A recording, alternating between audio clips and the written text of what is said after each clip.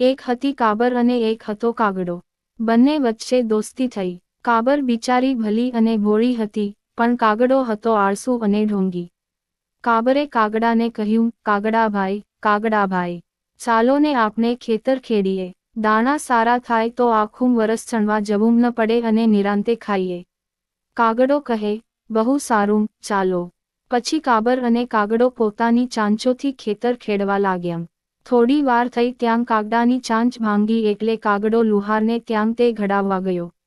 જતાં જતાં કાબરને કહેતો ગયો, કાબરભાઈ, તમે ખેતર ખેડતાં થાઓ, હું હમણાં ચાંચ ઘડાવીને આવું છું. કાબર કહે, ઠીક. પછી કાબરે તો આખું ખેતર ખેડી નાખ્યું પણ કાગડાભાઈનો પત્તો ન લાગે. એ તો પાછા આવ્યાં જ નહીં. કાગડાભાઈની દાનત ખોટી હતી એટલે ચાંચ તો ઘડાવી પણ કામ કરવાની આળસે ઝાડ પર બેઠા બેઠા લુહાર સાથે ગપ્પા મારવા લાગ્યા. કાબર તો કાગડાની રાહ જોઈ થાકી ગઈ એટલે કાગડાને બોલાવવા ગઈ.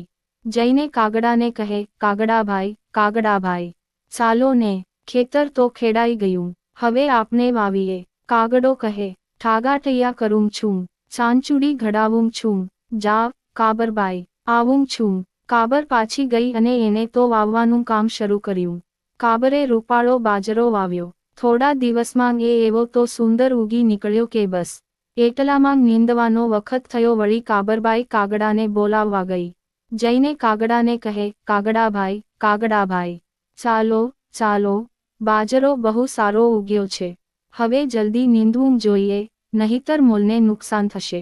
આળસુ કાગડાએ ઝાડ ઉપરથી કહ્યું, ઠાગાઠૈયા કરું છું, ચાંચુડી ઘડાવું છું, જા, કાબરભાઈ, આવું છું. કાબર તો પાછી ગઈ અને એકલીએ ખેતર આખું નીંદી નાખ્યું. વખત જતાં કાપણીનો સમય આવ્યો એટલે કાબર વળી કાગડાભાઈને બોલાવવા ગઈ. જઈને કાગડાને કહે, કાગડાભાઈ, હવે તો ચાલો, કાપણીનો વખત થયો છે. મોડું કાપશું તો નુકસાન થશે. લુચ્ચા કાગડાએ કહ્યું, ઠાગાઠૈયા કરું છું, ચાંચુડી ઘડાવું છું, જા, કાબરભાઈ, આવું છું.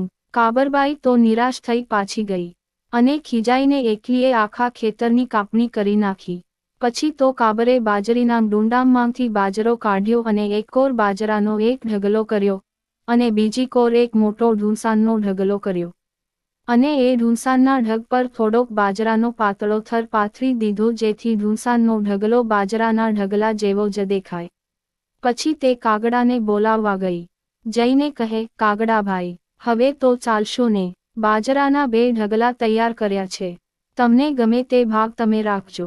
વગર મહેનતે બાજરાનો ભાગ મળશે એ જાણી કાગડાભાઈ તો ફૂલાઈ ગયા. તેણે કાબરને કહ્યું, ચાલો બહેન, તૈયાર જ છું. હવે મારી ચાંચ ઘડાઈને બરાબર થઈ ગઈ છે. કાબર મનમાંગ ને મનમાંગ બોલી, તમારી ખોટી દાનતના ફળ હવે બરાબર ચાખશો, કાગડાભાઈ.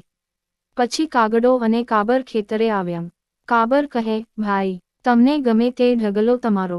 કાગડાભાઈ તો મોટો ઢગલો લેવાને માટે ઢૂંસાંવાળા ઢગલા ઉપર જઈને બેઠા. પણ જ્યાં બેસવા જાય ત્યાં ભાઈ સાહેબના પગ ઢૂંસામાં ખૂંટી ગયા અને આંખમાં, કાનમાં ને મોઢામાં બધે ઢૂંસાં ભરાઈ ગયા અને કાગડાભાઈ મરણ પામ્યા. પછી કાબરબાઈ બાજરો ઘેર લઈ ગઈ અને ખાધું પીધું ને